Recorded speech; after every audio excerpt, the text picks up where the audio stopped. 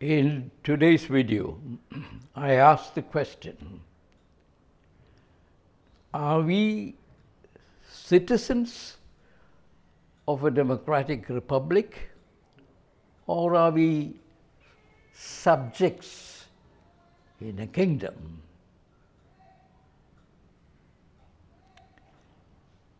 The extension of that question is another question, and that is power flowing from institutions and the law and the constitution as the source of power, or is power just personal or personalized? This is the question. Now, I do not want to treat this question in a theoretical way, examining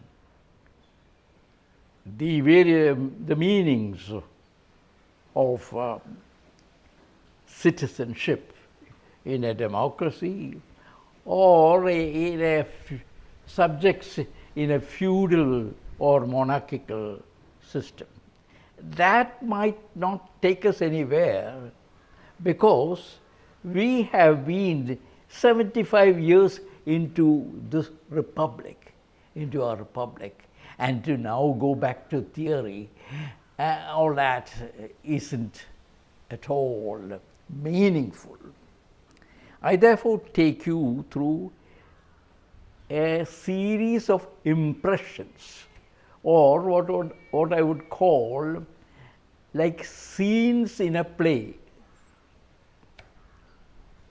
So the scene one takes me to a not so recent event, but recent for me because I chanced to see a video yesterday on this incident, which is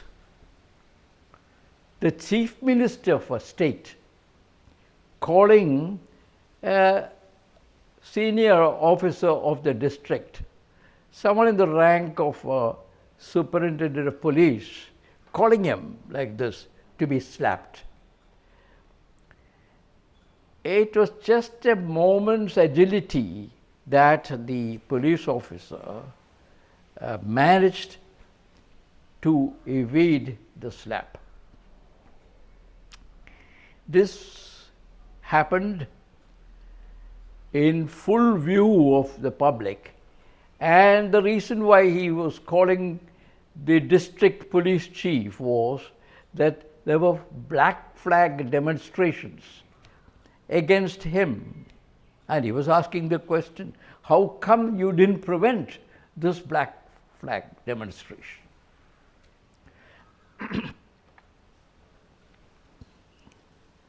Now, all these things have its own consequences, and I want to just take you to another scene, if you like, which is today's papers.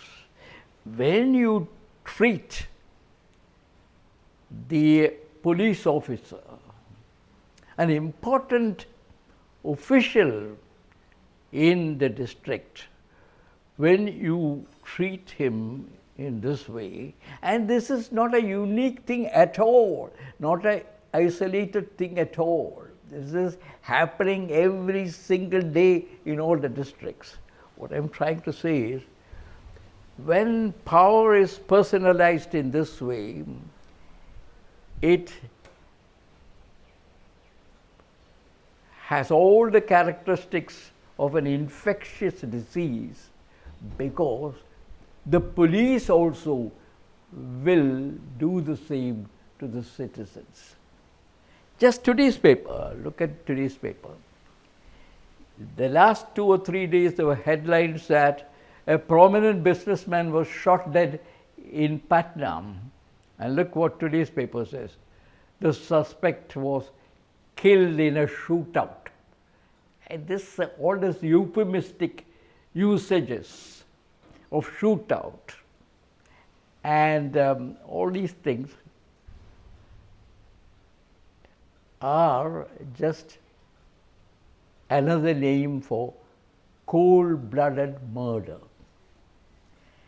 This has been happening for a long time. We know how people sometimes. There was a famous incident in Telangana where young men who were charged with rape, a serious crime, were taken out the next day from their place of confinement in jail. Remember, they are still suspects. The processes of law have not even started. But these young boys, I say boys because they were in the age group of 18, 20, 23, that way. Not more than that anyway, 20, 23. These boys were taken out and shot dead in a field nearby, and a couple of pistols or something put there, and the thing was, it was a shootout. So this kind of thing has been happening, that when power is personal and is exercised in this way, the institution of authority, all the institutions suffer. Everything becomes personal. I will take this matter a little further. This is a matter of cold-blooded murder. Look at the body language of people waiting in the various government offices with all these petty bureaucrats in charge. They are there for frightened people asking for some document, and the bureaucrats just shoo them off. This kind of body language of all the people who mill around in all the municipal offices, in the government offices each day, tell their story. And that is, we are not citizens of a republic. Equality,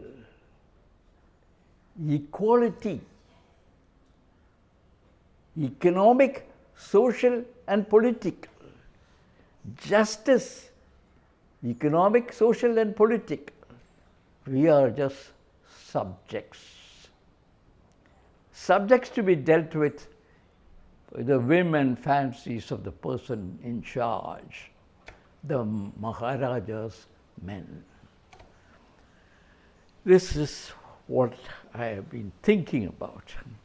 Now, I spoke about a chief minister of a state wanting to slap the police officer in full view of the public. There have been many instances which I recall from memory. An MP, member of parliament, boasts that slapping collectors is the way to gain political weight. That is the way. He says that publicly. An MLA slaps the chief secretary in the chief minister's residence. This is not fictional. I don't normally name names, that's why, but don't think that this is fictional. This has happened. A couple of months ago, a minister slaps a woman beneficiary on stage.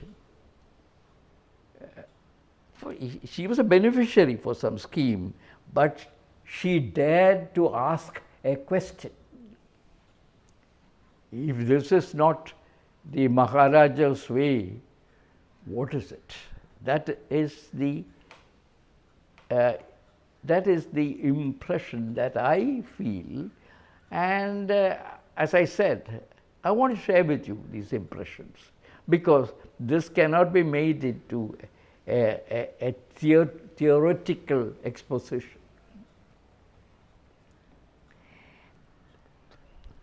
There is another scene that comes to my mind. There was this recent crash at the airport at Ahmedabad.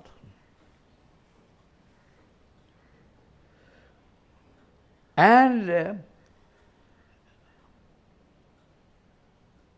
while the inquiry and other things were still dragging on, really nothing was happening. The Prime Minister made an appearance there, and everything was set aside. Everything came to a standstill.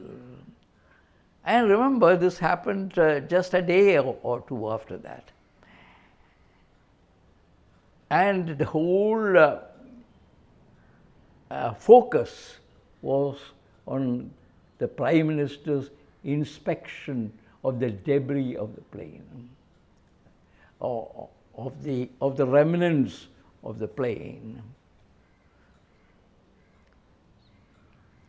That was a scene where there would have to be a forensic examination of the scene. And nothing was being done.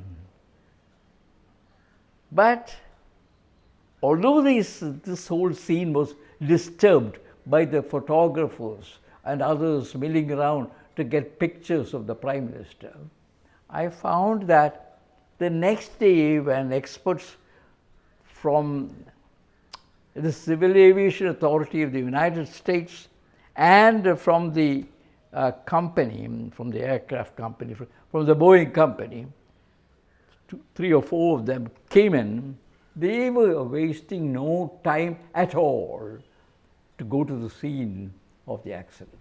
Very businesslike and very professional.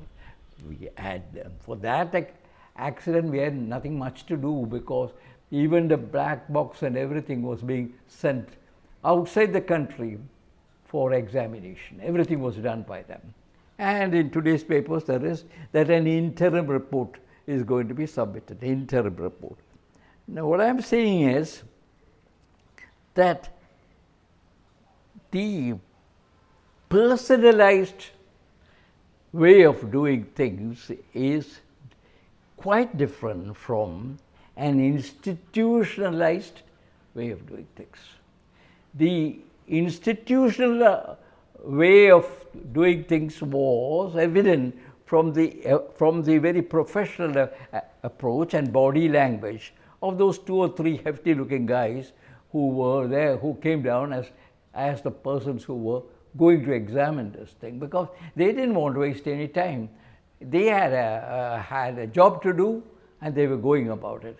If only we have such institutions in place, we wouldn't waste time in this kind of photo displays.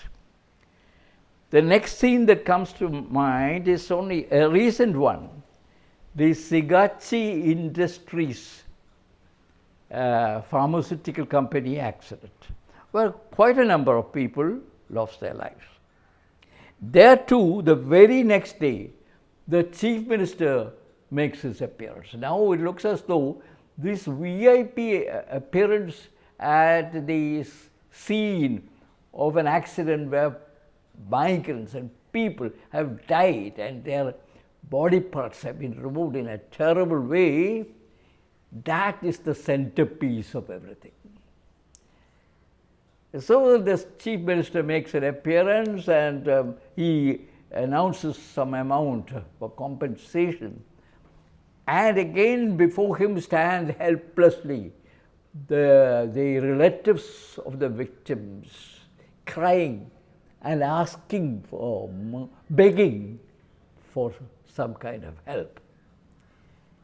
I really felt very bad about it, because all of these are citizens of our republic and they have been reduced to the state. So there also the Chief Minister announced something. Now the small print showed that many of these people who died were migrants, not anywhere from there. Migrants, and therefore very doubtful whether the bureaucracy will really pay them anything because of the matter of documents of migrants. This happens. In the rat hole mining case, those people, those unfortunate people, that took place in Assam, those people who came from distant places, they became non-persons. The papers didn't give any names, they just disappeared from sight because they were not anywhere, their names were not anywhere recorded. This itself was an illegal operation, rat hole mining, of which I have done a video. So, the corollary of personalized power is that practically all the citizens beg for mercy, beg for some compensation. They are reduced, the other side of the thing, they are reduced to being subjects of a kingdom, not citizens of a republic. The next scene, what I could remember is that whenever a VIP, which means the chief minister or the prime minister or things like that, passed through, the newspapers report that the route was sanitized. Just imagine that. Sanitized against whom? Against some disease? No, sanitized against citizens. So they all have been shooed away, the roads have been blocked until there is a signal that the VIP is about to come, and those who have to go to hospital or some emergency or even getting their rations or anything like that have got to wait for another day. So this happens every other day. It's nothing new.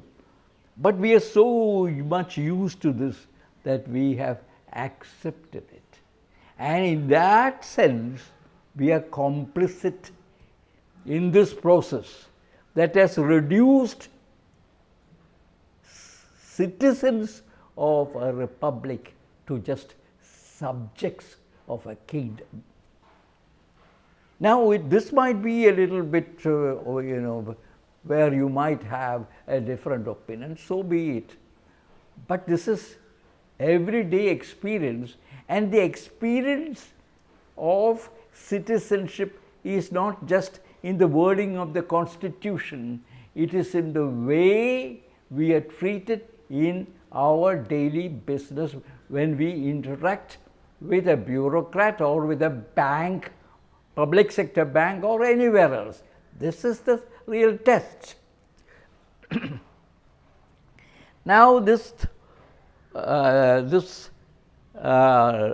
recollection cannot be complete without a recent occurrence, very recent, and that is the crushing of people in Puri, Orissa, in that famous, well-known festival at the Jagannath temple. The reason why people lost their lives was simply because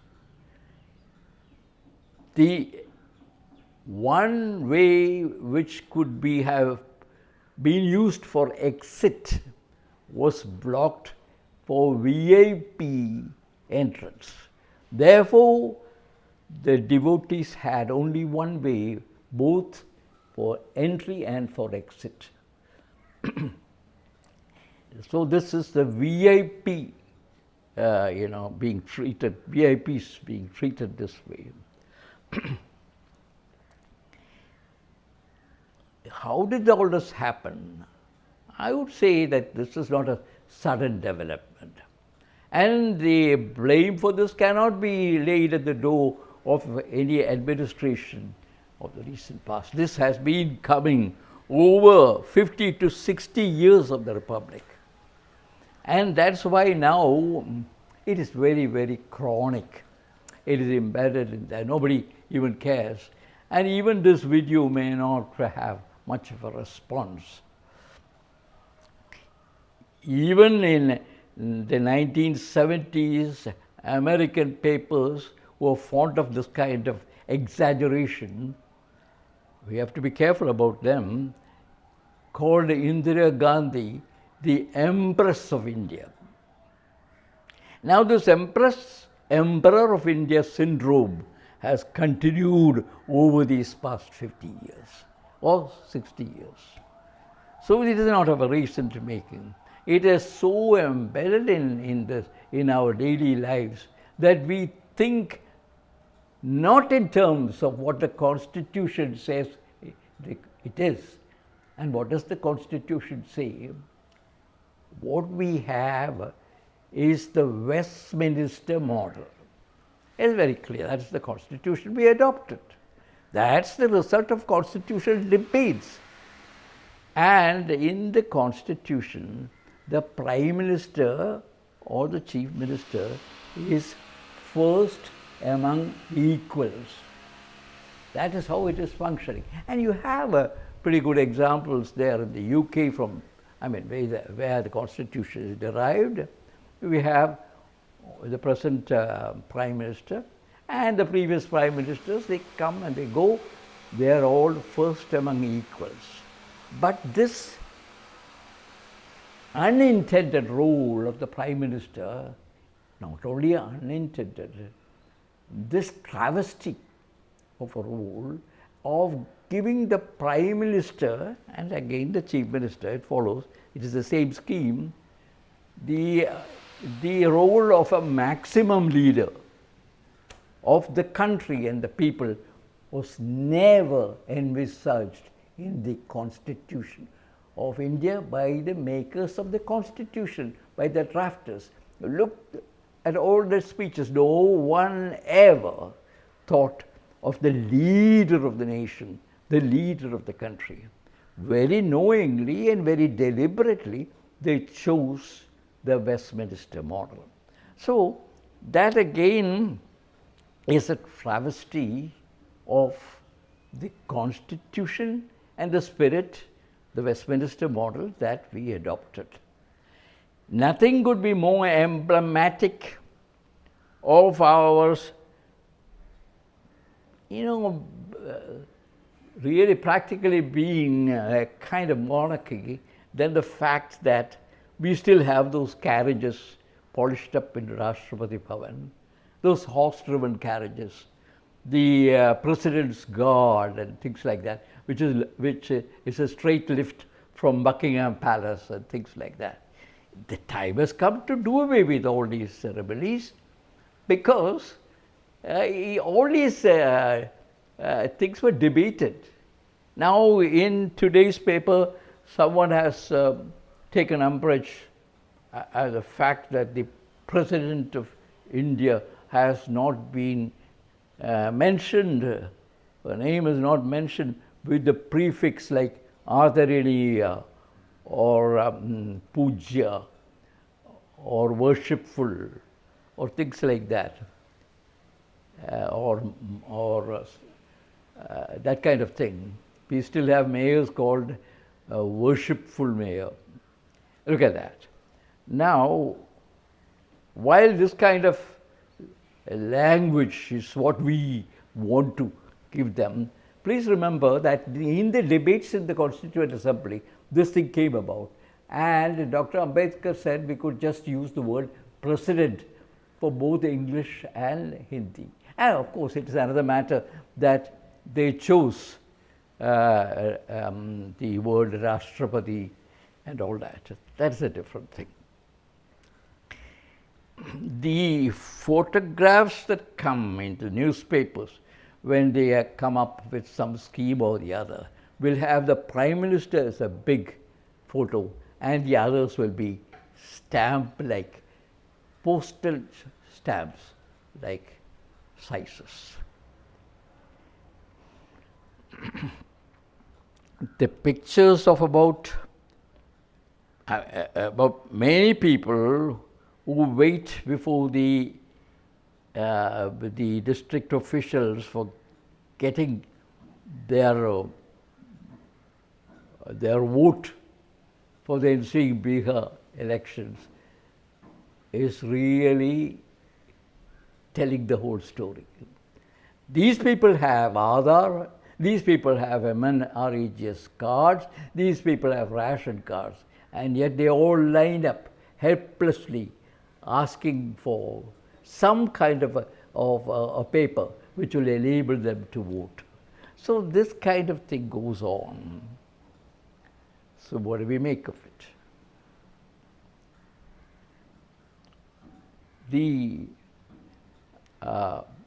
words of Dr. Ambedkar are very prophetic.